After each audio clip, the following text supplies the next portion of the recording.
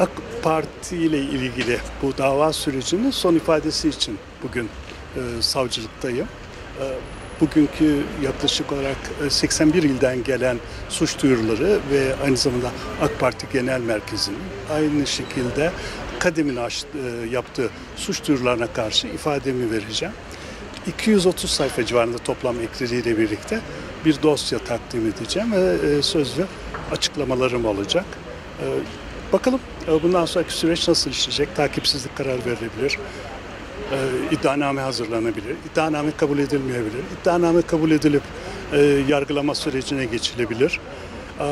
Aynı zamanda öbür tarafta hukuk davası, yani tazminat davası süreci de devam ediyor. Eğer takip etmeye devam ederlerse o süreç devam edecek. Anlaşılan biz hemen hemen her ay bir şekilde mahkemelerde bu AK Parti içindeki AKP'liler ve AKP'nin papatyalarını konuşmaya devam edeceğiz. Tabii İstanbul Sözleşmesi'nden dolayı şu anda gündemde yürüyen tartışmalar bağlamında kamuoyunda takip ettiği Abdurrahman Bey'in yazmış olduğu bir yazıdan dolayı zorlama yorumlar üzerine tabii ki hoş olmayan süreçler yaşanıyor.